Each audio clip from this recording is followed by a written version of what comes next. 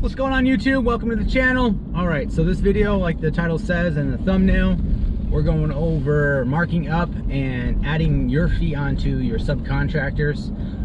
What I do, here's a couple job sites that I rolled into, and I have subcontractors on. So my pricing, my ways of doing it, everybody does it for, this has been around since I think contractors existed. You marking up other people's work, all that kind of stuff. So let's get into it.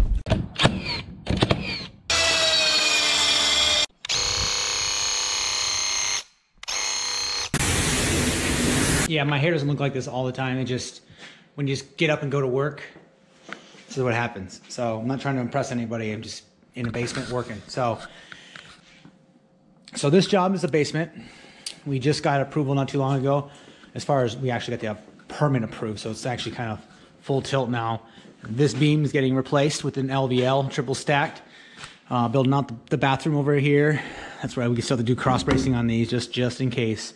It's not, these are temporary walls, obviously, but we've got some stuff to take care of, and we're gonna cut these out. I believe this is like a 20 pound per foot I-beam, steel I-beam. And yeah, this span is about 30 feet, but we're gonna put a bathroom there that's gonna cut down the span to about 24 feet and take out these two posts. And basically, that is, this is gonna, your basic load-bearing beam, when we're just removing it and upgrading them a little bit. And there's a time when I didn't know how to do this. I actually subbed this work out to another person, which that's a whole nother story, and had him do it. Watched him. So I was like, well, that's nothing, absolutely nothing special, but he had the manpower. The main thing is having the manpower to get everything done in a timely manner, as to not have the house resting on the temporary walls, as least amount of time as possible, for sure. So yeah, I've done a few since, and this is another one. And not only did I pay him to do the work, I made money off of his, because I obviously charged a customer to have his services, because he gave me an estimate and I just added my percentage on top of it, and made money off of that. Also learned how to do it, and firsthand, because you can read everything you want to in textbooks and theory and everything, but man, there is not sight on scene, seeing it done, actually doing it. That's absolutely the best way for me to learn. Let me know in the comment section if that's how you guys learn. We're gonna redo these up here a little bit. That's just AJ, messing around, wasting time, because we've been waiting for permits. So I didn't want to get too far ahead of myself. We're gonna do vapor barrier on the walls, plus obviously 2-inch fire block every 8 feet. 10 feet's code. We're gonna do 8 feet, and then the beams, the LVL beams, are coming through that window, so we're gonna be taking that window out. That's why we haven't finished this here. And there's a kitchen over there. There's your appliances. And we're basically working around all this kind of stuff right here.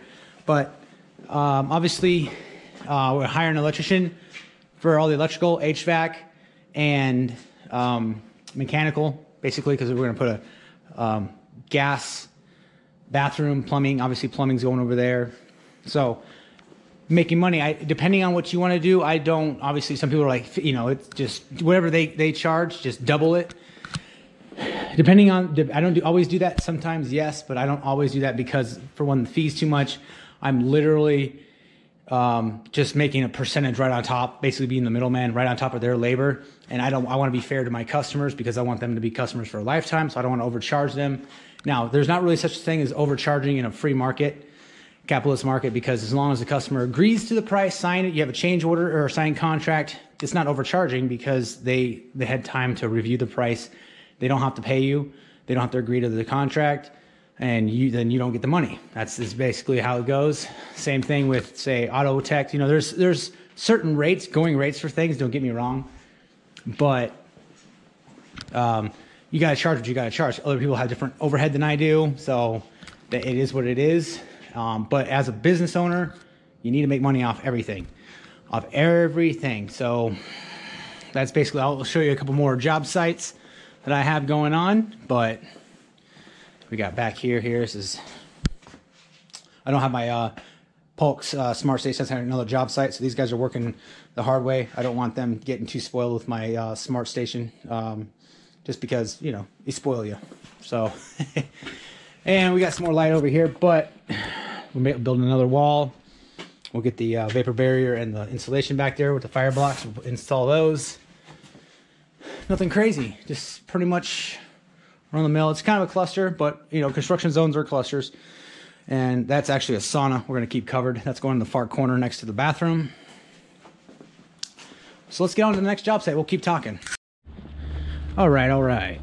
So obviously the Paul Smart Station is working out just great for us, but another job site. We added this part right here, but also change orders. Had to get the plumber slash HVAC to move. There's a gas line right here and also an electrical line going to the garage, not permitted. So it was obviously had to be changed. So again, had to get the electrician and HVAC guys out here to reroute it, going all the way around the house with the gas and going through the house with the basically the additional electrical. Nothing crazy. Actually, I think no. Sorry, I take that back. The electrical was good because it was below the grade. We're good, but the gas had to be completely going around, and I had to get the HVAC guy out here to completely do that over again. And he gives me a price. I have to basically up my price to deal with, you know, my overhead. I have to make money. I'm dealing with it. It's my warranty. It's my, you know, obviously my license, my permit. I have to give them the warranty. So you make money on everything. That's the main one on this one. Change orders and additional work in here, just because, you know, the electrician, if you want an additional fan or you want an additional light switch, you know, you have to pay the electrician to do that, or, you know, pay yourself to do it, and then you make money on top of it. So again, another job. I didn't do the roof on this one, but obviously this little extra 45 square feet of house is on me. So that's basically it for this one. Oh, also small little, you know, squared off the concrete right there. That's obviously, that just this new part right here. I took care of it, obviously a change order, but you know, if the contractor told me a certain price, you know, add yourself the additional fee. Small stuff, I will say, if it's less than $1,000, I probably will double it. Prior jobs, did a floor for a customer who wanted their floors refinished. I didn't have time to do it, nor did I have the equipment, the sanding, so I hired a contractor to come out, gave me a price. I straight up doubled it. The customer was fantastic with, you know, great, awesome. He does great work. Really good with the price. They're happy. You know, that's basically it. My warranty. They're not gonna call him if something happens. They're gonna call me. So then I have to pay. You know, it's if it's work craftsmanship, then it's my problem. So therefore, we got to pay for it, right? So I think we got another job to go to. Let's go.